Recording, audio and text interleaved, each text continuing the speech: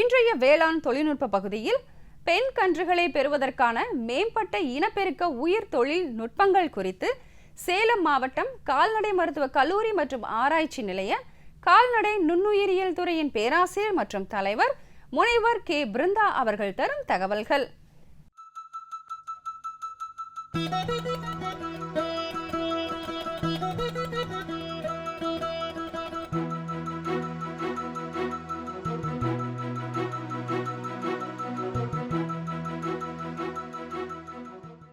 பெண் கன்றுகளை பெறுவதற்கான மேம்பட்ட இனவிருத்தி உயிர் தொழில் நுட்பங்களாகும். நம்ம சாதாரணமாக பார்க்குறோன்னா கால்நடை உற்பத்தியில் ஆண்டிற்கு ஒரு கன்று, இதுதான் நம்மளோட நோக்கமாக இருக்குது இல்லைங்களா?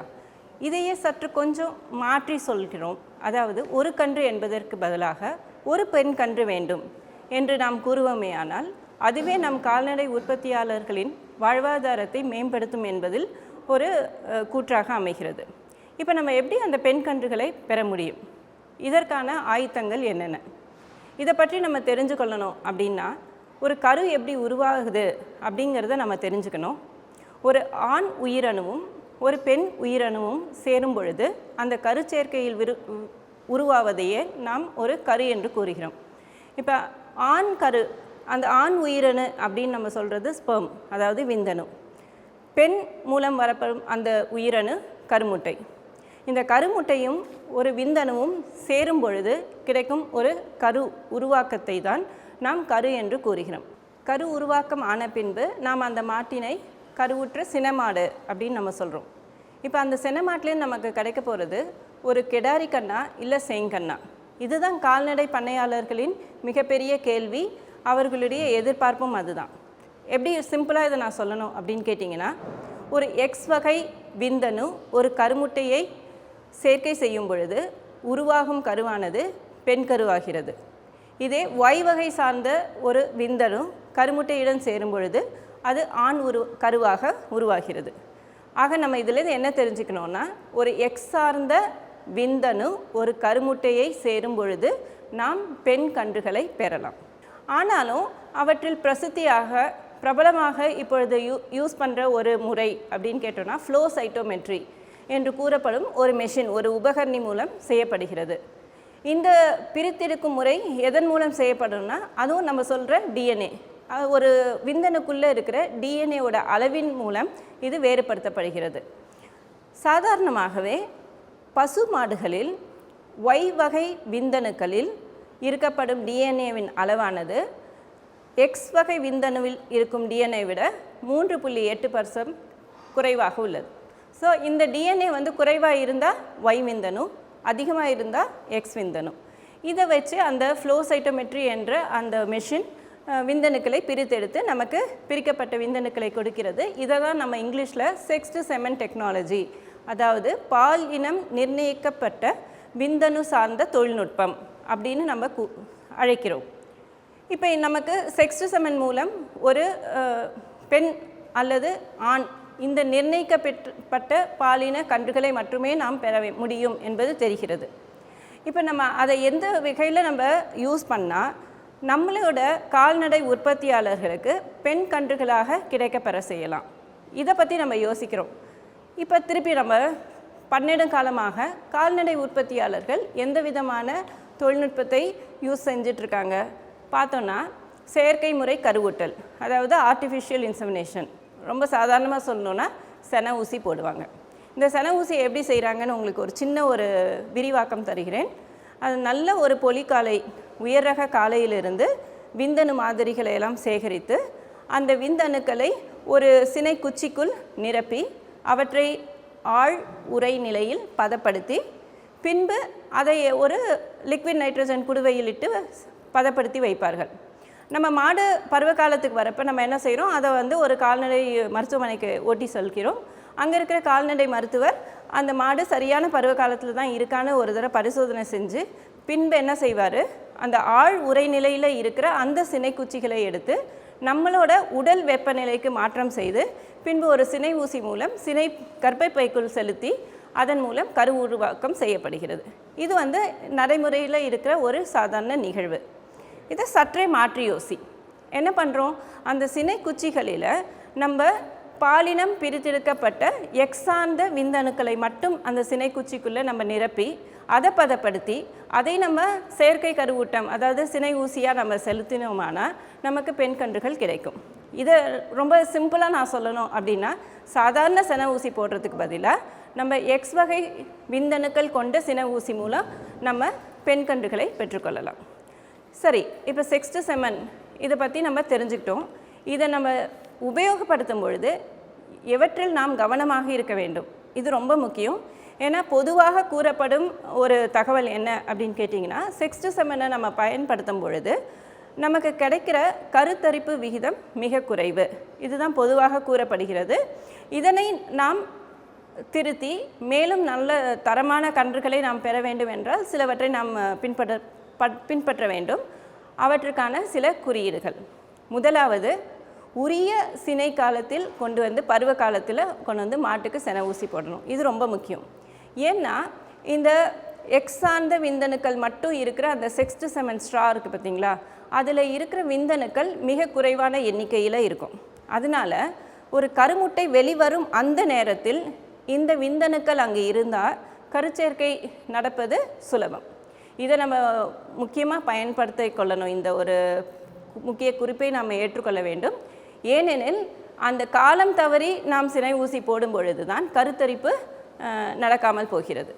இதற்கு நாம் செய்ய வேண்டியது என்னவென்றால், உங்களை போன்ற கால்நடை உற்பத்தியாளர்கள் தயவு செய்து மாட்டின் அந்த சினைக்காலம் பருவகாலம் இவற்றை கண்காணித்து உரிய நேரத்தில் மாட்டை கால்நடை மருத்துவ முகாமுக்கு ஓட்டி வந்து மருத்துவரிடம் சினை ஊசியை போட்டுக்கொண்டு செல்ல வேண்டும். இதை நாங்கள் உங்ககிட்ட தாழ்மையுடன் கேட்டுக்கொள்கிறோம். அடுத்து, இது எந்த மாதிரியான மாட்டுக்கெல்லாம் ரொம்ப பயன்படும் அப்படின்னு கேட்டினா, ஹீஃபர், அதாவது மாடு இது வரைக்கும் கண்ணு போட்டிருக்காது, அந்த மாதிரி மாட்டுக்கு நீங்கள் இந்த செனை ஊசியை போடுறப்ப கருத்தரிப்பு விகிதம் அதிகமாக உள்ளது.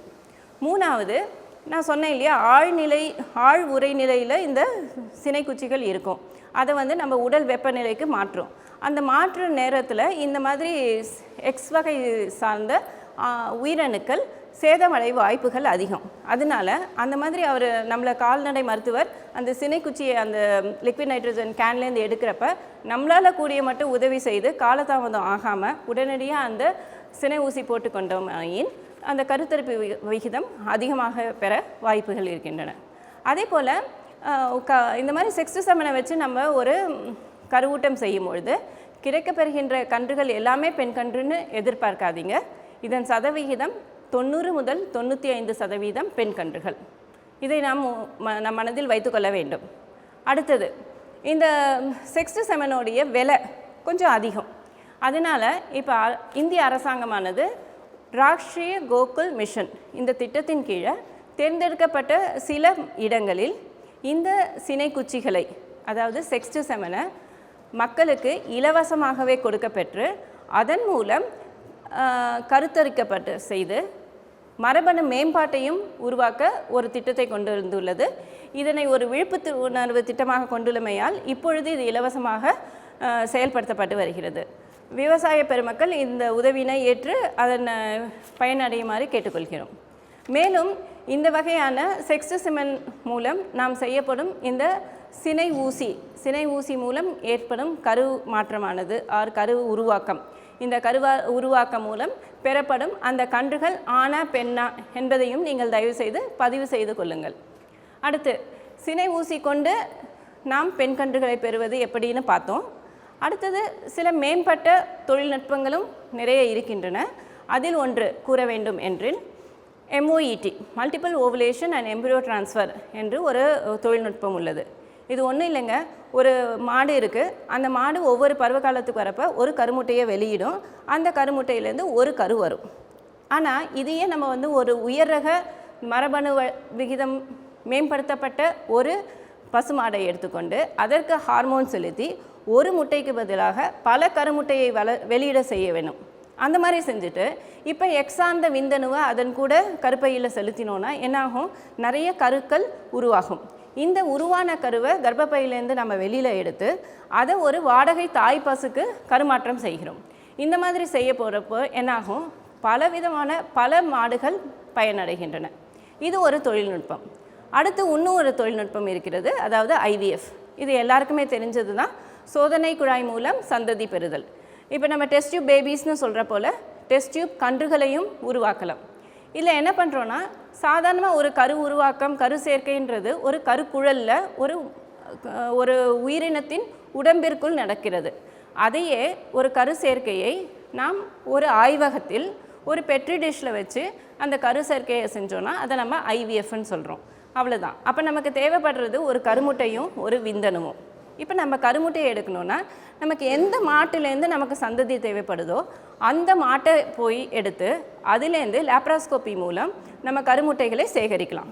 சேகரிச்சுட்டு இந்த அந்த விந்தணுக்களை அந்த கருமுட்டையுடன் சேர்த்து அதை ஒரு பெட்ரி டிஷ்ஷில் கருச்சேர்க்கை செய்ய நம்ம விட்டு வச்சு அது 2 நாள் கழித்து 3 நாள் கழித்து அது வளரும். 2 செல் கரு, 3 செல் கரு, 4 செல் கரு, 8 செல் கருன்னு அது வளர்ந்து கொண்டே வரும். உரிய பருவத்திற்கு அது வந்த பிறகு அவற்றை வாடகை தாய்ப்பசுகளுக்கு கருமாற்றம் செய்து அதன் மூலமும் பெண் கன்றுகளை பெற்றுக்கொள்ளலாம். இதெல்லாம் கருச்சேர்க்கை தானாக நடைபெறுவது. இன்னும் ஒரு முறை இருக்குது, இதுவும் நம்மள மனுஷங்க கிட்ட செய்கிறது தான், ICSI என்று கூறுவார்கள். இதில் என்ன செய்யணும்னா, சாதாரணமாக ஒரு விந்தணு தானாகவே கருமுட்டையை ஊடுருவி பின்பு கருச்சேர்க்கை நடைபெறும். அந்த மாதிரி செய்யாமல் ஒரு விந்தணுவை ஒரு ஊசியில் எடுத்துக்கொண்டு, ஒரு மைக்ரோ நீடில்னு சொல்லுவோம், ஒரு ஊசியில் எடுத்துக்கொண்டு ஒரு கருமுட்டைக்குள்ளே நாமளே செலுத்தி ஊடுருவி பின்பு கரு சேர்க்கையை ஒரு சோதனை குழாய் மூலம் ஒரு ஆய்வக கூடத்தில் ஒரு பெட்ரி டிஷ்ஷில் செஞ்சோன்னா அது பேர் ICSI. அந்த மாதிரி செய்யப்படுற அந்த கருக்களையும் சிறிது காலம் கரு வளர்ப்பு முறையில் சோதனை கூடத்தில் வளர்த்து பின்பு வாடகை தாய்ப்பசுகளுக்கு கருமாற்றம் செய்து அதன் மூலமும் பசு பெண் கன்றுகளை பெற்றுக்கொள்ளலாம். இந்த மாதிரி நம்ம தொழில்நுட்பம் சொல்லிகிட்டே இருந்தோம்னா நிறையா சொல்லலாங்க. இப்போ அதிநவீனமான தொழில்நுட்பம்னு ஒன்று இருக்கிறது, அதாவது CRISPR-Cas டெக்னாலஜின்னு இருக்குது. இதன் மூலம் X வேண்டான்னா X சார்ந்த உயிரணுவை அழிச்சிடலாம், இல்லை Y குரோமோசோம் வேணான்னா Y சார்ந்த உயிரணுக்கள், அதாவது விந்தணுக்களை அழிக்கலாம். இதன் மூலம் ஒரு பாலினம் மட்டும் தேவைப்படுகின்ற அந்த பாலின விந்தணுக்களையும் நாம் பெற்றுக்கொள்ளலாம். இந்த மாதிரி பல தொழில்நுட்பங்களை நாம் செய்து கொண்டே போகலாம். ஆனால் அதுக்கு முக்கியமான அடிப்படை என்னன்னு கேட்டிங்கன்னா, இந்த செக்ஸ்டு செமனை நம்ம எப்படி உருவாக்குகிறோம். ஸோ X சார்ந்த அந்த விந்தணுக்களை நாம் எடுக்கின்ற அந்த வழிமுறைகளை எவ்வளவு தூரம் தரப்படுத்துகிறோமோ அவ்வளவு பலவிதமான தொழில்நுட்ப முறைகள் நமக்கு கிடைக்கப் போகிறதுன்றது உறுதியான ஒரு செய்தியாக நாங்கள் கூற விரும்புகிறோம். இவ்வளவையும் நாங்கள் ஏன் உங்ககிட்ட இப்போ விவசாய பெருமக்கள் கிட்ட பகிர்ந்து கொள்கிறோம் அப்படின்னா, ஒரே ஒரு சென்டென்ஸ் தாங்க, குவாலிட்டி ரொம்ப முக்கியம், குவான்டிட்டி முக்கியம் இல்லை. ஏன்னு கேட்டோன்னா, நம்ம வீட்டுக்கு ஒருத்தவங்க வராங்க, பார்த்துட்டு இத்தனை மாடு இருக்குது அப்படின்னு சொல்கிறது நமக்கு பெருசு இல்லை. இவ்வளோ கறவை மாடு இருக்குது, இவ்வளவு பெண் மாடுகள் இருக்கின்றன அப்படிங்கிறது முக்கியம். அதுலேயும் முக்கியம் மரபணு மேம்படுத்தப்பட்ட கன்றுகள் இருக்கின்றன, பெண் கன்றுகள் இருக்கின்றன அப்படின்னு சொல்கிறது ரொம்ப முக்கியம். இந்த மாதிரியான ஒரு கனவு மெய்ப்பிக்க வேண்டும் அப்படிங்கிறது தான் கால்நடை மருத்துவர்களான எங்களுடைய கனவு. இந்த விண்ணப்பத்தை உங்களிடம் சமர்ப்பித்து விடைபெறுகிறோம். நன்றி, வணக்கம். மேலும் விவரங்கள் பெற முனைவர் K. பிருந்தா அவர்களை 0984097181 என்ற கைபேசி எண்ணில் தொடர்பு கொள்ளவும்.